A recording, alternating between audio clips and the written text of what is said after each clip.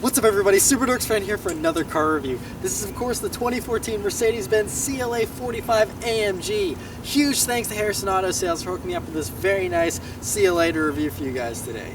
So about the CLA45, well, it's sweet looking, especially in this black color. Oh man, I mean, just those huge front air dams, and I just love the CLA's looks in general. I think they look really good.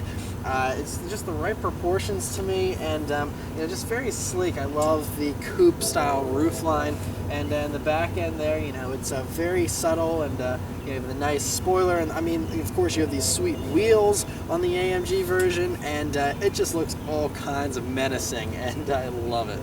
Right, for the interior of the CLA45 AMG, it's a very nice. I love the way they did the interiors on the CLAs. They're so nice, and this one just takes it up a little notch, of course, being the AMG version. So, first thing, you sit down in these seats, and they're nice and soft and comfortable, but they do have pretty good support as well. The thigh support is fairly good. They aren't super racy feeling. I was expecting them to feel a little more aggressive. I believe there is a more aggressive seat option for the CLA.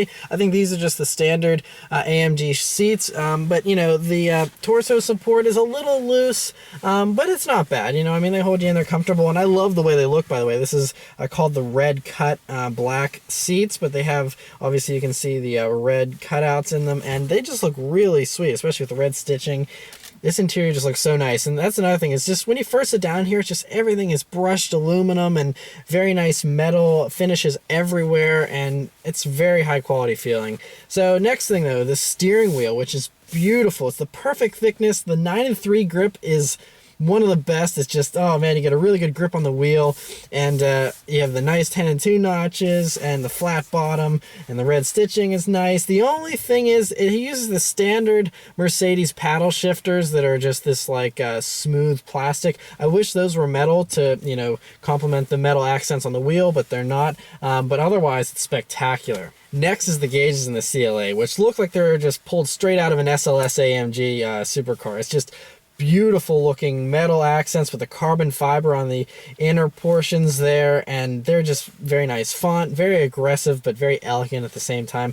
You have a nice little color screen there in the middle that will give you some basic information, nothing crazy, but it's very nice to have that, and overall just a really beautiful set of gauges. Coming along to the center of the dashboard here, it's very nice. I know a lot of people complain about this screen, the way it's kind of set up here, just kind of tacked on to the front of the dashboard. I really don't have too much of a problem with it. You know, I think it looks fine. Obviously, it would be nicer if the screen had thinner bezels, or if it was, you know, integrated in a more sleek fashion. But really, I don't have a problem with it. I think it looks fine, and I especially like it because it leaves you room for these beautiful vents that are just gorgeous looking, and you know, very high quality metal. And then so you come down to the audio controls and the buttons here, and they're all, you know, very nice standard Mercedes quality. This is the same kind of stuff you see in the CLS and, you know, E-Class, all that kind of stuff. The same buttons and same knobs, all very high quality, and you're getting it in the baby CLA here. So really nice that they incorporated all these nice features into the CLA. You have the climate controls down here, which also have a very high quality feel to them, and look very nice with a little digital readout there. And coming back up to this screen though, the graphics and everything, it's typical Mercedes. If you've ever used any of the other Mercedes with the command system here, you know, you just control everything with this little knob down by the cup holders. And you know, it's a nice high quality, high resolution screen. Everything's pretty easy to get to. I still prefer touchscreens myself. These little controllers kind of drive me nuts sometimes. But overall, it's a pretty well refined, and it's not too hard to use. So as far as storage space goes in the CLA, you know, this is it's the smallest Mercedes we get here in America, but there's still a decent amount of storage space. So you have large pockets here in the doors with bottle holders. You have a tiny little coin holder here with a power outlet. And then you have two cup holders that are on the small side. I will say they're pretty small cup holders. Might have some problems with some larger drinks. And then you have this center console here with the armrest, and it's nicely padded. And, you know, it's reasonably deep. You can fit some stuff in there. You also have a USB jack in there, which is appreciated. And you also have Mercedes proprietary jack here if you want to plug in your old school iPod, but that's about it. I mean, it's you know, there's not a whole lot of storage space, I will say. I wish there was a little bit more, but you know, it's not bad. Backseat in the CLA is always a hot topic as far as people discussing the CLA because of its usability. So, as far as legroom goes, me sitting behind myself, I'm 5'9", and I have plenty of legroom. Plenty of legroom, that's not an issue at all. Headroom is the issue. So, you know, being 5'9", I wouldn't say that's really tall, but I have maybe 1 inch of headroom there before I hit the headliner. So just, you know, that's one of the sacrifices that you have to pay whenever you have this sloping rear roof line. It's gorgeous from the outside, but from the inside it's not very usable. I would say anyone over 5'10", you're not going to be comfortable in the back of the CLA for sure.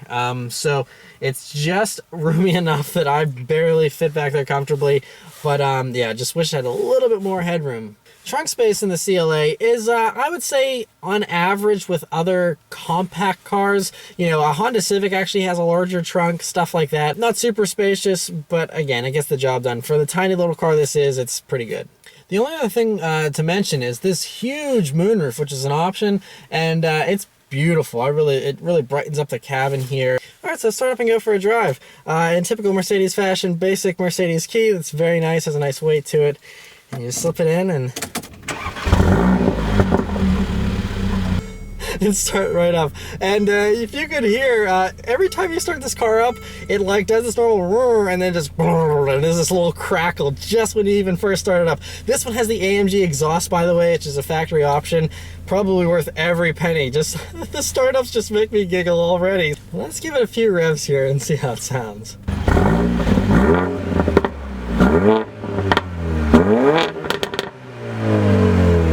I love those crackles and pops. Alright, so setting off in the Mercedes-Benz CLA45 AMG. So, first thing that you notice is this is an automated manual transmission. So, it's an automatic, there's no clutch, but it's a 7-speed, but it has a clutch that it's automatically controlling with a computer for you. So you're not the one doing it. So that always gives you a little bit of lag, and that's the first thing. Anytime you step on the gas, it's like, oh, there's the clutch, it's catching, then it goes. It's not like that delayed, but you know, you always have that little bit of a delay. And so for those that like the immediate, you know, you step on the gas and you go, you know, that's not the case when you're, you know, starting from a stop in this car. But otherwise, though, driving down this park road right now, you know, you have very good visibility, you know, out of the front. You know, the hood drops down, so you don't really even see it in front of you.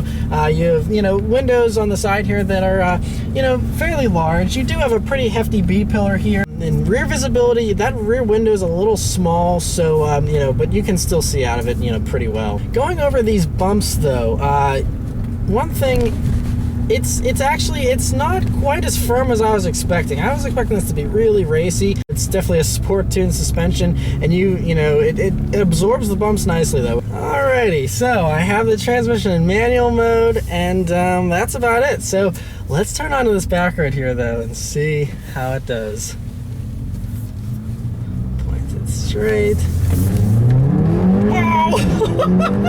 Oh, okay, it's fast.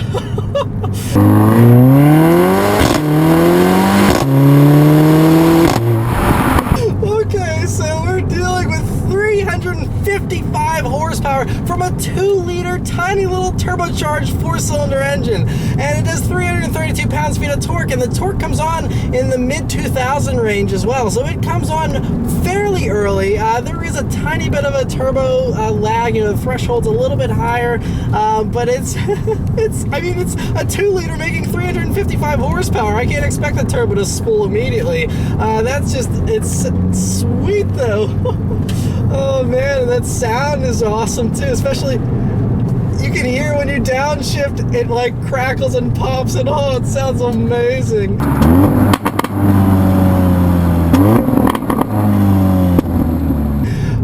So anyway, we're coming up to these corners here, and one thing I'll say is the steering weight is perfect. This thing feels so buttoned down. There's a tiny bit of body roll. Let's come up to this tight corner I always take and see those downshifts about this body roll. It sticks pretty well. But you can even hear that thing crackling and popping around that corner. Oh man, I swear every enthusiast car needs to have those crackles and pops. Alright, so let's see about this power gun, shall we?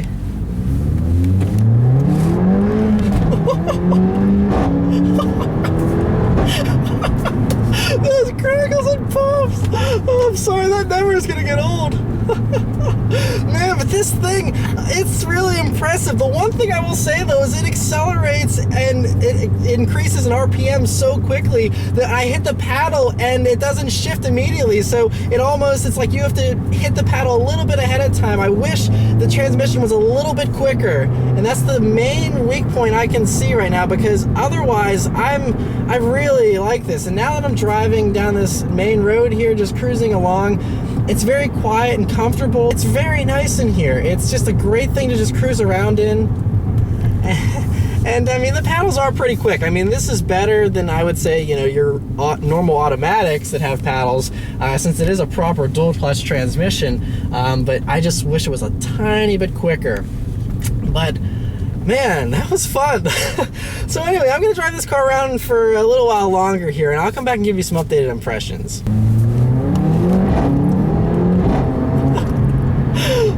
So I've been driving this car around all afternoon, and it is fun. You know, it's funny, you know, at least me being an enthusiast, I think all of you will agree, whenever you have a good exhaust note, any other imperfections really can be forgiven, and that is the case here. This thing sounds like a rally car with these backfires and pops on the upshifts and on the downshifts.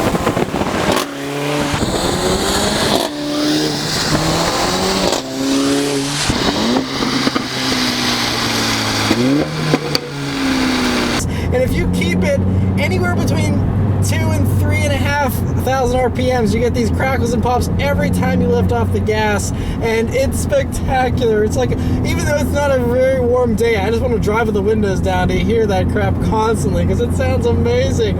And so yes, the sound is definitely a 10 out of 10, I will say that.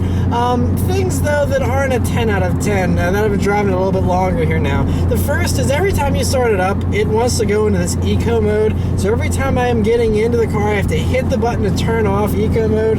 Just a little minor nuisance. A larger nuisance though is this transmission, which it is the weak spot of this car. It's the only weak thing. If this car had a really good transmission, I would say this thing is darn near perfect. If I was in a rush, I feel like it would really annoy me, because you step on the gas and it's like, up, it's catching, and then it goes, you know, it always, and then even on the shifts, it like takes a split second and says, wait a minute, should I allow this shift? Okay, yeah, sure, let's go for it. And obviously that happens much faster than I'm explaining it, but there's always that little thinking period that, you know, stuff like Porsche's PDK, from what I've heard, I still have not driven a PDK, but from the way the new PDKs sound to me, but even the BMWs, the 8-speed ZF transmissions and the things that, you know, that's what the F-Type has, fully automatic transmission that I think actually shifts faster than this dual clutch manual. And so, I mean, but I could live with the slow shifts if that's all it was. If it was good from a start, then the slow shifts I could forgive, but it's not the end of the world. And this is a car that I think would still be very fun to live with on a daily basis. As far as everything else, the stereo is a Harman Kardon sound system. I've been listening to it a little bit here, which is crazy considering this exhaust sounds so good. I would never turn the stereo on if I had this car, but the stereo is good in typical Mercedes fashion. One thing though that isn't typical Mercedes fashion is the ride of this car, and the ride it's pretty good in the right context. So we're dealing with the cheapest Mercedes there is. Obviously being the AMG version, it's going to be even a little stiffer than that. So in that context, this rides very nicely, and I actually don't have a problem with the way it rides. But for someone spending $60,000 like this one's configured, on a car like this, you might want a more comfortable suspension. And if you're buying a Mercedes with the intentions of it riding like a Mercedes, I think you'll be a little bit disappointed with this, but it still rides very well. I would say the car that it reminds me of the most with the way that it rides is the brand new Volkswagen GTI, the 2015 one. Very comfortable riding car, very sharp and planted, but you feel the bumps, and it's not harsh or jarring, but you do feel them. And that's kind of the way, that's really, if you've driven one of those, then it feels exactly like that with the ride.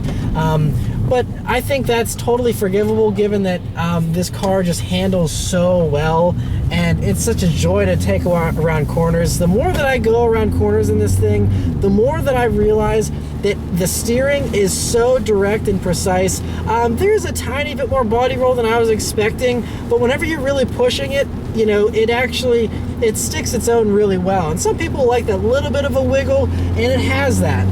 And so, do a little acceleration, because why not? Those upshifts, man. And the brakes in this thing are so meaty, and it really has a substantial feel. I mean, you stomp on that brake and this thing freaking stops. I mean, it's powerful, and it's the whole thing, the whole package. It's just such a fun little thing to toss around and fly around in. This car is so, with those downshifts, so gratifying. So yeah, overall, super sharp car in every single way. So gratifying, so much fun to drive. As long as you don't expect it to ride like a cushy Mercedes and you don't mind the transmission, this thing is spectacular. And I love it. And even despite its flaws, I love it still. It's great. So anyway, huge thanks to Harrison Auto Sales for hooking me up with this car. Seriously, I am so glad I got to review this one. So huge thanks to them for hooking me up with this. So yeah, thanks for watching, guys, and I'll see you next time. Take care.